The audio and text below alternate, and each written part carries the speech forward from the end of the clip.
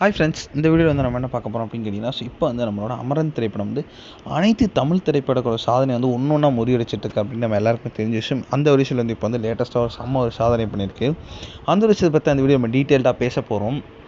நம்ம உலகநாயகன் கமலஹாசனோட நடிப்பில் ராஜ்கமல் தயாரிப்பில் இயக்குனர் ராஜ்குமார் பெரியசாமியோட இயக்கத்தில் நம்மளோட சிவகார்த்திகேயன் நடிப்பில் பிரம்மாண்டமாக ரிலீஸான திரைப்படம் தான் அமரன். ஸோ இந்த திரைப்படம் வந்து உண்மை சம்பவத்தை மையப்படுத்தி எடுக்கப்பட்ட திரைப்படம். ஸோ இந்த திரைப்படத்தில் சிவகார்த்திகேயன் கூட சேர்ந்து வந்து ஒரு சாய் பல்லவி நடிச்சிருந்தாங்க. அவங்களோட ஆக்டிங் ரொம்ப சூப்பராக இருந்துச்சு அப்படின்றத வந்து ஒரு ரசிகர்களும் சொல்லியிருந்தாங்க. மேலும் வந்து இந்த திரைப்படத்துக்கு அடிஷ்னல் ப்ளஸ் வந்து நம்மளோட ஜிவி பிரகாஷோட மியூசிக் அப்படின்னு சொல்லலாம்.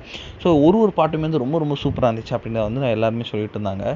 செம்ம பேர் எதிர்பார்க்கல இந்த திரைப்படம் வந்து உலகளவில் வந்து கிட்டத்தட்ட நிறைய சாதனை வந்து பண்ணிக்கிட்டு இருக்குது. கிட்டத்தட்ட 30 நாட்கள் முடியல 320 கோடிக்கு மேலே கலெக்ட் பண்ணி நல்ல ஒரு வசூல், இன்னும் வரைக்குமே நல்ல ஒரு வசூல் கலெக்ட் பண்ணிகிட்டு இருக்கு.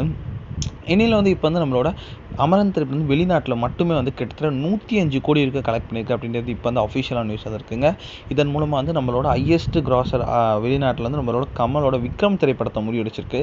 நம்மளோட விக்ரம் திரைப்படம் வெளிநாட்டு வந்துமே கிட்டத்தட்ட 101 கோடி கலெக்ட் பண்ணிருச்சான். இப்போ அந்த ஒரு சாதனை வந்து நம்மளோட அமரன் திரைப்படம் வந்து முறியடிச்சிருக்கு அப்படின்றது இப்போ அந்த அஃபிஷியலான நியூஸ் வந்துருக்கு. இந்த ஒரு விஷயம் வந்து ரசிகர் மத்தியில் செம்ம ட்ரெண்டிங்காக போயிட்டுருக்கு.